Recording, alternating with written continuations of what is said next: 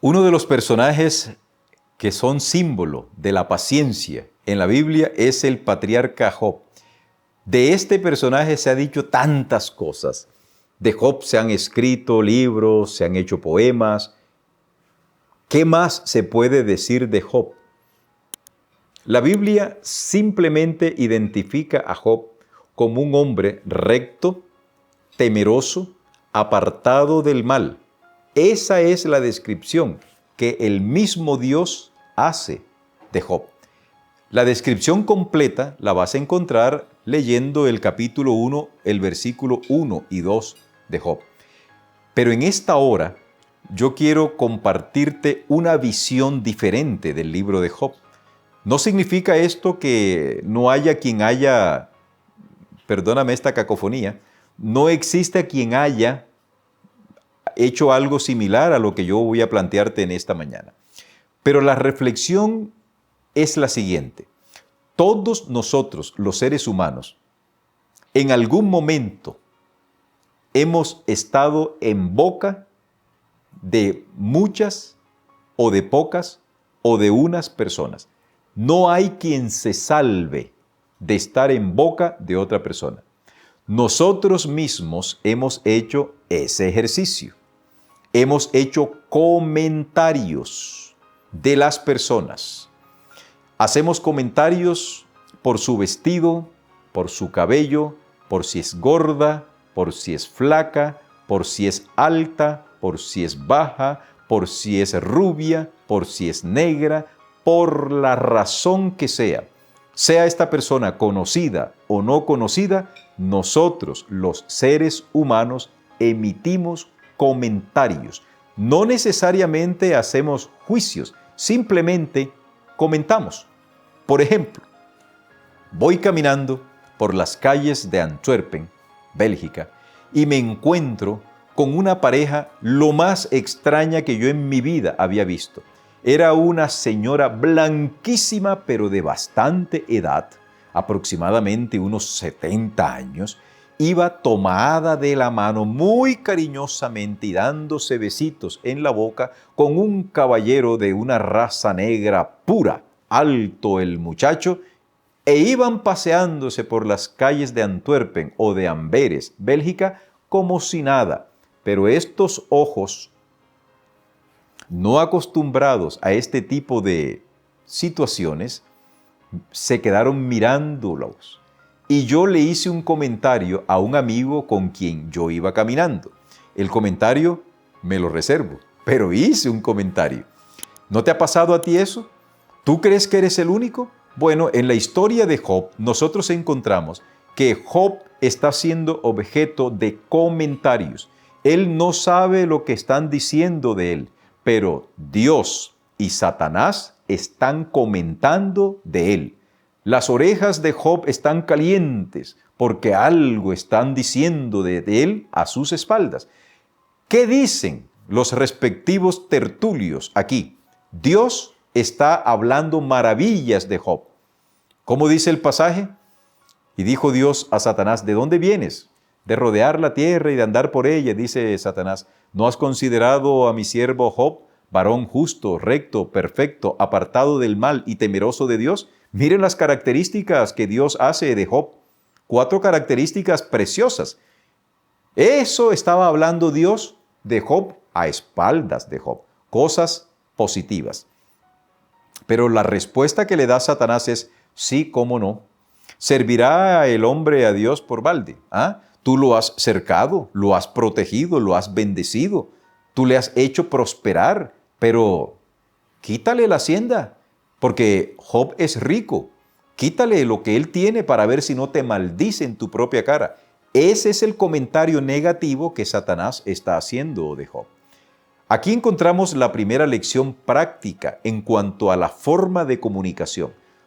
Los seres humanos y las criaturas racionales hacemos comentarios de las demás personas. Acá en la tierra, en tu iglesia, en tu trabajo, donde quiera que te encuentres, de ti alguien está hablando. Pero no me interesa lo que el alguien hable de mí porque yo soy inocente. Yo no sé que están hablando de mí. Así como Job era inocente, y no sabía lo que de él se estaba diciendo, ahora lo que importa no es lo que digan de mí a mis espaldas, sino lo que yo diga como comentario. Yo tengo dos opciones, no más.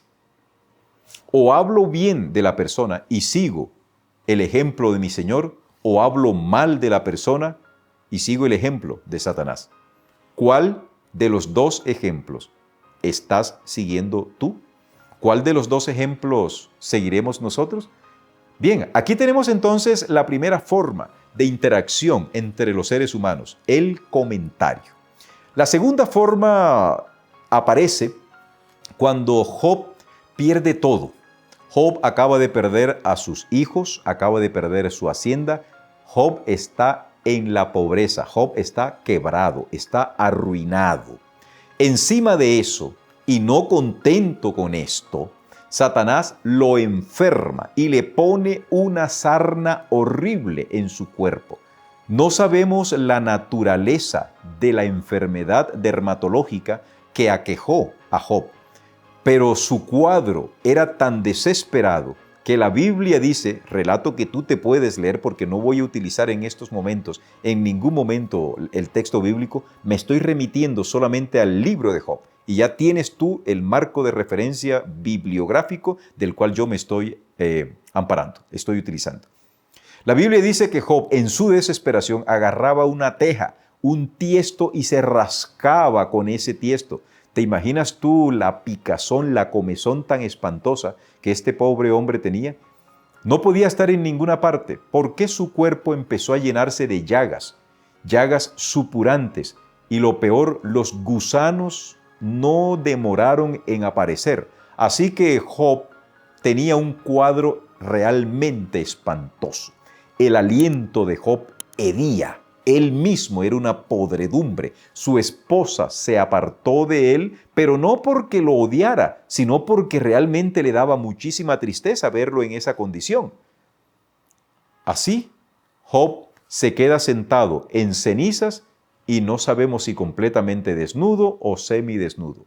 No lo sé. En esa condición, lo llegan a visitar 3 amigos. Esa historia la encuentras allí. Bildad, Zofar y Elifaz. Perdóname el momentito de lapsus que tuve. Bildad, Zofar y Elifaz. Estos 3 amigos se pusieron de acuerdo para visitar a Job. Y cuando llegaron y lo vieron de lejos, dice la Biblia que no lo reconocieron. Tal era el aspecto deforme que tenía Job, que estos amigos íntimos que Job tenía no lo reconocieron. Y cuando lo vieron, dieron rienda suelta a la manifestación oriental de dolor, rasgaron sus mantos, rasgaron sus vestiduras y empezaron a gritar a voz en cuello, haciendo eco del dolor, tratando de identificar un lamento con la situación de Job. Echaban cenizas hacia arriba, se echaban cenizas y se sentaron alrededor de él. Dice el texto bíblico que no pronunciaron palabra alguna durante 7 días porque veían que el sufrimiento de Job era muy grande. Y precisamente aquí aparece otra forma de interacción, y esta vez la interacción se llama el soliloquio. El soliloquio es la conversación interna, la reflexión interna u oral que nosotros podamos tener con nosotros mismos. Recuerdo que mi abuela, la mamá de mi mamá, cuando yo era muchacho, yo les he dicho que yo era muy travieso. Y entonces esa abuelita mía, que se llamaba Orfelina, mi abuelita era de mandíbula batiente. Ella se reía mucho, pero así como se reía, también tenía un genio como el de Aladino. Era un genio bravo esa señora, era fuerte. Y entonces, como yo era travieso, yo le hacía travesuras. Debo confesar mi pecado. Ya yo me arrepentí de esto, pero yo debo decirle que yo a mi abuela le hacía travesuras. Y entonces me escondía. Yo me escondía. Llegaba a visitarla así, era muchacho, o iba comisionado por mi mamá para hacer algún mandado. Pero ya yo sabía las intenciones con las que iba. Entonces, iba despacito, entraba y miraba a mi abuela que estaba haciendo cualquier cosa. El oído de ella no era el más ideal. Y yo me acercaba cuidadosamente y cogí una piedrita y la tiraba a una olla, a alguna parte. Y entonces mi abuela se detenía y, caramba, y empezaba a hablar. Vea, pues, ahora están tirándole piedras a uno. ¿Quién sabe? Que no sé qué. Y hable, y hable, y hable, ella sola. Ella tenía su propio soliloquio porque no estaba hablando con nadie, hablaba consigo mismo. Por supuesto que ella no sabía que su travieso nieto estaba por allí escondido oyéndole ese soliloquio y después yo salía muerto de la risa y mi abuela me regañaba, pero después me daba algo. Se contentaba conmigo porque sabía que era mi travesura. Bueno, en el caso de Job, por 7 días, dice la Biblia, Job estuvo sumido en el más absoluto de los silencios. Hubo un mutismo total, tanto de sus 3 amigos visitantes como de él mismo. En ese momento de la historia y de la experiencia de Job hay un soliloquio, tanto de los 3 amigos como de Job. No me interesan los 3 amigos, que ellos pensaban. Me interesa Job, que era el objeto de la tragedia. ¿Qué pensaba Job en ese momento? Yo no lo sé. Pero yo he estado lo suficientemente enfermo, no en ese estado tan calamitoso como en el que Job se encontraba, pero sí en otras condiciones en donde uno está pensando, Señor, ¿por qué yo si estuviese sano estuviese haciendo esto? ¿Cuánto me gustaría que esto pasara? Ojalá y el medicamento que me están dando surta pronto efecto. Ojalá y tantas cosas. Y en el caso de Job, Señor, pobrecitos mis hijos, no tuve oportunidad. Y tantas cosas que él pensó, tantas cosas que él pudo haber pensado durante esos 7 días. En ese momento, él estaba en una introspección. Algo similar nos pasa a nosotros. A veces, y muchas veces, nosotros queremos estar solos. Nosotros queremos encontrarnos con nosotros mismos y con Dios. Job estaba solo, pero tenía a Dios presente. Cuando a ti te llegue esta situación donde quieres estar solo, acuérdate que habrá otras personas que también como tú, en un momento de tristeza, en un momento de tragedia, ellos guardan silencio. No llegues a hablarles. Haz lo mismo que hicieron los amigos de Job, que hasta ese momento se manifestaron y se mostraron prudentes. Pero luego termina el soliloquio, se acaban los 7 días y es el mismo Job el que rompe el silencio y entonces lo rompe no de una manera cristiana, o por lo menos él dice de la siguiente manera: maldito el día, aborrezco el día en el cual yo nací. Algunos dirían, hermano Job, pero usted ¿por qué se pone a decir estas cosas, hermanos? Confíe en el Señor. Hermano Job, esas cosas no se dicen. Querido, eso es lo más natural. Cuando uno está atravesando un problema, uno dice, maldita sea esto, y perdónenme que yo les esté diciendo así. Si yo se los digo, perdónenme, porque yo sé que ustedes son santos. Yo no. Pero yo sé que ustedes también lo han dicho. Esa es la reacción natural del ser humano. Después de un estado de soliloquio, después de un estado de reflexión, uno explota. Job explotó. Y tan pronto explotó, vienen los 3 amigos y hablan. Y surge el diálogo. Ya hemos visto los comentarios, negativos o positivos. Ahora pasamos por el soliloquio, que es el diálogo que nosotros sostenemos con nosotros mismos. Ahora viene el diálogo, que ahora sí se da el diálogo a través de la palabra, que es lo que significa la palabra diálogo, a través de la palabra.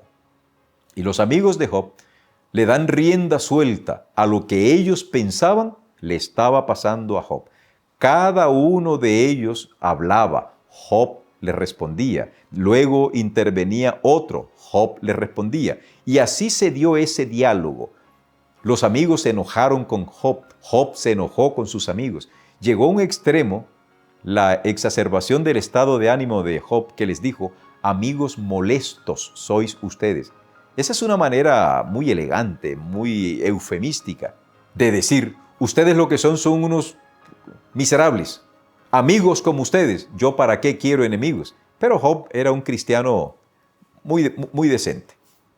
Entonces resulta que después de no sabemos cuántos días, porque la Biblia no dice cuántos días duró ese diálogo, mientras que la Biblia sí dice cuántos días duró el soliloquio de Job. y el soliloquio de sus tres amigos no dice cuánto tiempo duró el diálogo que ellos sostienen. Pero sí dice la Biblia que llegó un momento en que los tres amigos se quedaron callados. No tuvieron más argumentos, no podían rebatir los conceptos de Job y se quedaron calladitos. En ese momento termina el diálogo. Y justo cuando termina el diálogo, que tú lo puedes seguir allá en el libro de Job, en el capítulo 32 termina el diálogo, acto seguido irrumpe otro personaje llamado Eliú. De Eliú se dice que era el más joven de todos. Y como era el más joven, él respetaba a los mayores y hasta que no le dieran la palabra, él no podía hablar. Pero como vio que todos se quedaron callados, él mira a un lado, mira el otro y dice, bueno, este es mi momento. Y ahora viene el monólogo. Viene un monólogo que dura 7 capítulos. Ese Eliú se presenta a sí mismo diciendo, yo sí sé, ustedes no han tenido forma de enseñarle a Job. Por cierto, hago un paréntesis y me vuelvo un momentito al diálogo. Se me olvidó decir algo allá, y es que el diálogo puede ser constructivo o no constructivo. Cuando nosotros lleguemos a visitar a una persona que esté sumida en el dolor, guardemos silencio. Yo le decía en cierta ocasión a unas personas, cuando tú vas a darle el pésame a alguien, no le digas sintiéndolo mucho, tú no sientes nada. Más bien puedes expresar esto, que es más elegante. Apreciado amigo, apreciado hermano, apreciada señora, lamento la pérdida de su ser querido, porque eso sí es diferente. Uno lamenta la pérdida de alguien, la muerte de alguien. Pero tú decirle al otro cuánto lo siento, tú no sientes nada, no seas embustero. Tú no sientes nada. A menos que sea un pariente muy cercano o que tú hayas estado muy entrañablemente unido con esa persona que falleció. De lo contrario, a ti no te duele. Sí, me da un poquito de pesar, pero no digas lo siento. Los diálogos tienen que ser constructivos y deben ser propositivos, no acusadores. Cierro eso y vuelvo al monólogo de Eliú. Y comienza Eliú, según él, a darles una cátedra de experiencia, de sabiduría a esos 4 vejetes que no sabían qué decir ya los unos de los otros. Y viene Eliú y aprovecha y comienza un monólogo. Ese monólogo significa que solo él habla. Solo él habla. Y ahora encontramos los comentarios, que no se sabe quién nos lo dice a nuestras espaldas. 2. El soliloquio, cuando yo pienso solo en mí mismo y hablo conmigo mismo. 3. El diálogo, cuando yo interactúo con las personas e intercambiamos opinión. Y 4. El monólogo. Este monólogo es lo más harto, lo más aburridor que puede existir, y es cuando llega una persona, se sienta en la palabra y no hay quien se la quite. Y comienza Eliú a hablar, y hable, y hable, y hable, y habló no sabemos cuánto tiempo, pero se duró 7 capítulos hablando. ¿Ah?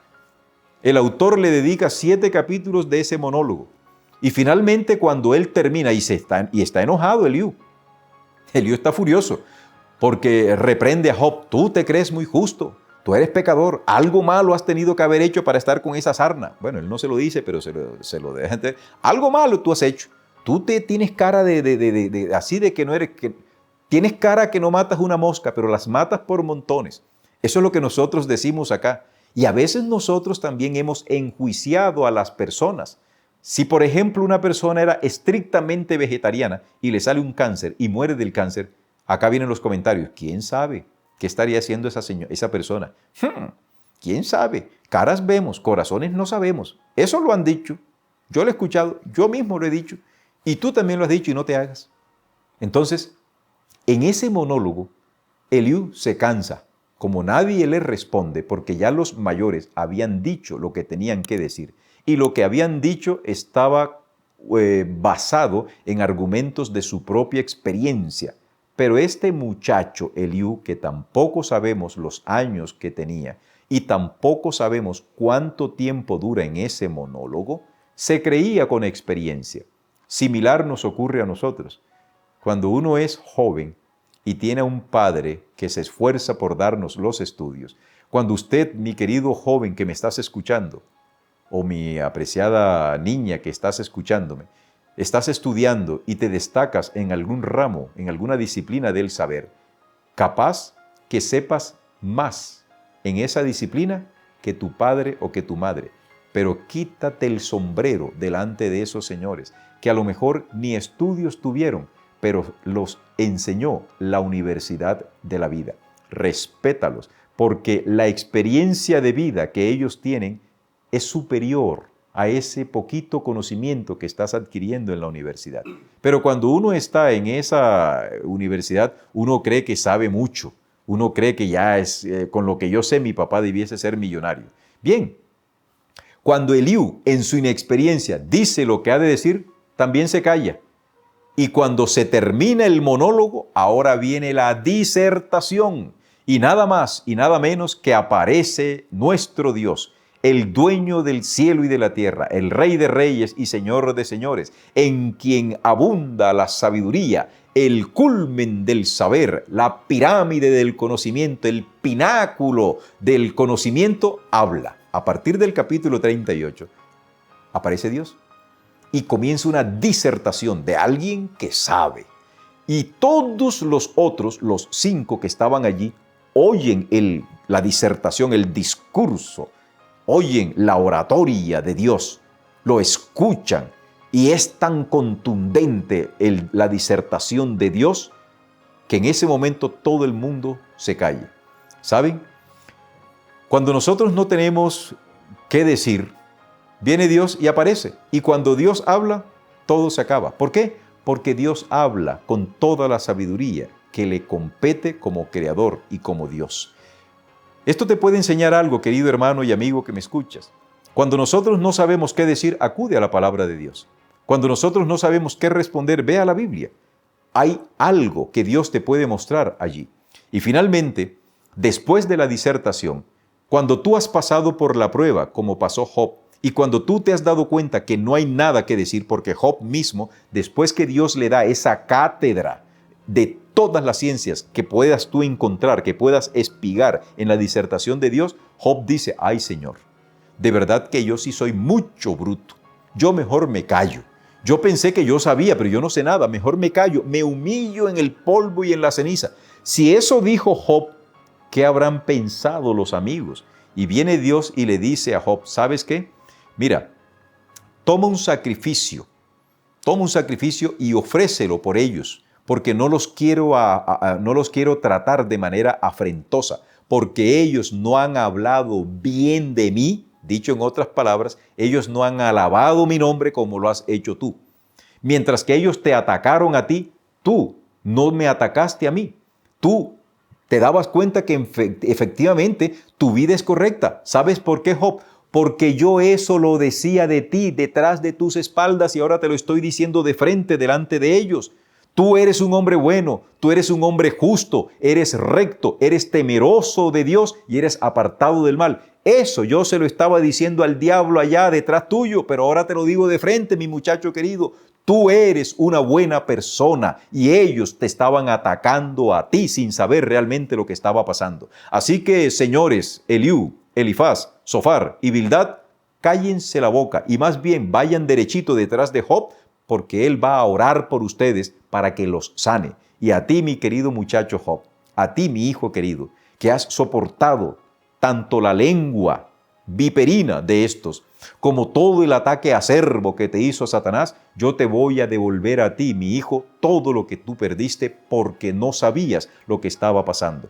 Y la Biblia termina diciendo que después que se acaban los comentarios iniciales, después que se acabe el soliloquio de Job, que se termine el diálogo de Job con sus amigos, que se acaba el monólogo de Eliú y que termina la disertación de Dios, Dios bendijo a Job con unas bendiciones extraordinarias. Esta es una lección para nosotros. Después que nosotros hayamos atravesado todas estas circunstancias aquí en la tierra, cuando hayamos sido objeto de comentarios malintencionados, que hayamos reflexionado sobre nuestro actuar, cuando hayamos tenido diálogo con otras personas que pueden no entendernos, o cuando incluso viene alguien y nos da un discurso o un sermón para dirigírnoslo a nosotros, viene la disertación de Dios. Me refugio en la palabra del Señor y puedo salir orientado perfectamente de esa mente maestra que se llama mi Padre Celestial. Por eso, al finalizar de todo, Dios te va a dar el premio más supremo que tú y yo esperamos, a saber, la vida eterna y un mundo mejor en el cual no habitará ni el dolor, ni la enfermedad, ni la muerte, nada de eso, sino que tendremos un mundo tal cual como Dios lo diseñó allá en el jardín del Edén. Motívate, motívate para vivir fielmente en los caminos de nuestro Padre Celestial. Que Dios te bendiga, hermano mío, y sigamos disfrutando de esta linda programación de tu canal Iglesia 2.0 para la honra y la gloria de Dios.